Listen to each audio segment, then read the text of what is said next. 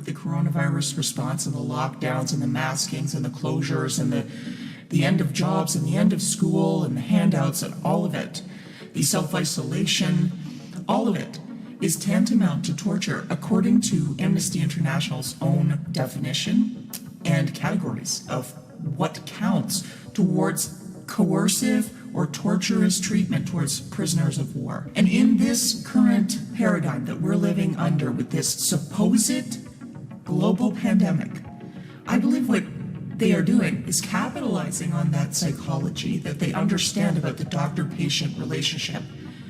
And they are making us all into patients and treating us accordingly. This, of course, is another method of torturing someone. This should be definitely against the Geneva Conventions. It should be against any form of human decency to treat someone who is not sick as if they are sick. There are psychological conditions named for that. One of them is Munchausen syndrome by proxy, where a parent gets so much control and so much attention from having a sick child that the parent makes the child sick by giving them little doses of poison or via other methods. This seems to me what's happening on a gigantic scale with the coronavirus response.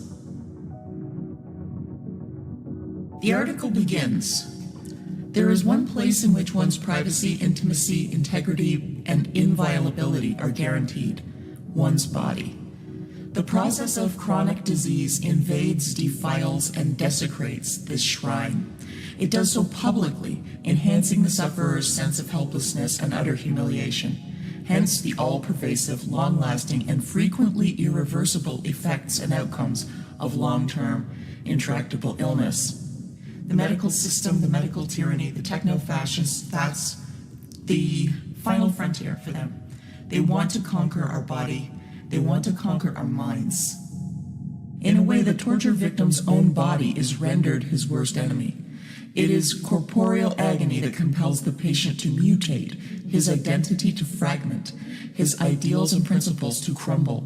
The body becomes an accomplice of the affliction, an uninterruptible channel of communication, a treasonous, poisoned territory." They are considering all of us patients now. They are asking us to behave as if we are contagious, as if we are broken, as if we are dangerous. And this is all done publicly, like he says in this paragraph, even though we are not actually sick. The powers that be are invading our body with their healthcare. They are asking us to demonstrate, wear masks, use hand sanitizer, get in line, stay 6 feet away from each other. And look what he says happens. Our identities fragment. We mutate. Our ideals and principles crumble. And who hasn't felt that happening around them? Everybody is under at least low-grade stress, if not starting to break from the extreme psychological manipulation they're putting us through, along with, of course, the economic stuff, the financial stuff, the interpersonal stuff, social stuff, and real health concerns that are either being overblown or ignored. They're locking us into this dance that a chronically ill person has with the medical system, the helpless relationship, the dependent relationship that they have with that system. It fosters a humiliating dependency of the abused on medicines, doctors, and bureaucracies. The impersonal character of modern healthcare objectifies the patient, further adding to his or her alienation. As he sees it, he is rendered bestial not by the inadequacies of society and medicine, but by his own flesh. I certainly see that happening. The objectification of people, it's near complete now. We are alienated from our bodies because we are not sick, yet we must behave as if we are. We're being degraded. We're being dehumanized. We are being rendered bestial, where our main concerns now, whether we really realize it or not, are survival-based. And we are getting to see one another as if we're dangerous or enemies or competitors, instead of being more or less brothers and sisters in our countries and in our communities. It's tragic what they're doing.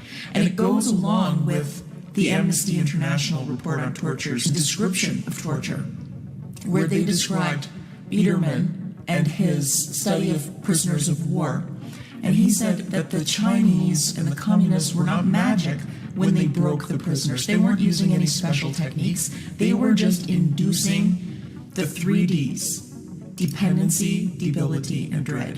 Can you see that in the coronavirus response? Can you see that in a chronically ill patient? Their dependency on the doctors. Let's continue reading Sam Vaknin's article. Illness robs the patient of the most basic modes of relating to reality and thus is the equivalent of cognitive death. Space and time are warped by sleep deprivation. The self-I is shattered.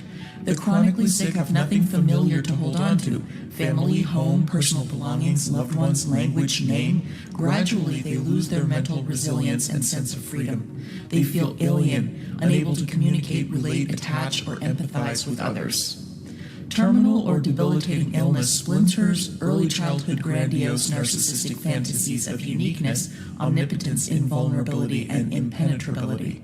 But it enhances the fantasy of merger with an idealized and omnipotent, though not benign, other, the medical doctor, often the inflictor of agony.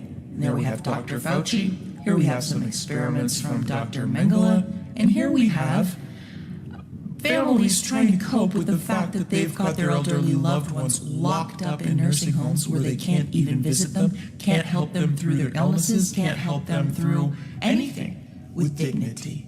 These COVID response officials are doing exactly what the medical system would do to a chronically ill patient. They are hooking us in so that their worldview is the dominant one. They are scaring us that if we don't behave and we don't listen to them, then things will get worse. They make us complicit. They make us participate in the torture. Because we're scared, because this is about our health, because we feel like we don't have enough knowledge. So they break down our ability to take care of ourselves. To continue. Chronic disease has no cutoff date. The sounds, the voices, the smells, the sensations reverberate long after each episode is ended, both in nightmares and in waking moments. The patient's ability to trust the rationality and benevolence of the world has been irrevocably undermined. Social institutions are perceived as precariously poised on the verge of an ominous Kafkaesque mutation. Nothing is either safe or credible anymore. Surely, you can see the obvious way that is playing out in all of our lives now. All of us dependent on this system that isn't making any sense. And it's very precarious. We don't know what they're going to do next. In the case of a chronically ill patient, they don't know if their body is going to take a turn for the worse suddenly, if changing a medicine will hurt them. But they have to do what the doctors say, not only because they are accustomed to depending on experts, but because there's not another alternative in our society. They've literally cut off other routes. We can sort of use some natural remedies, but they vilify that in the mainstream media and in the quote-unquote mainstream science. In Canada, you can't choose to go to a private clinic unless you leave the country. You can't get around their prescriptions, their idea of what is the right course of action for you. And think of the COVID response. 15 days at first, then 30 days, just a little longer, just wear a mask. This might last for years. This is the new normal. They let us into big box stores, but they don't let us into small family restaurants or bakeries or hardware stores. They are releasing prisoners, dangerous prisoners, out into the streets, but they are arresting people who are not complicit with the medical tyranny, who simply don't want to wear a mask, who simply don't want to use hand sanitizer, who simply state out loud that they don't believe the numbers. They don't believe this is a dangerous pandemic.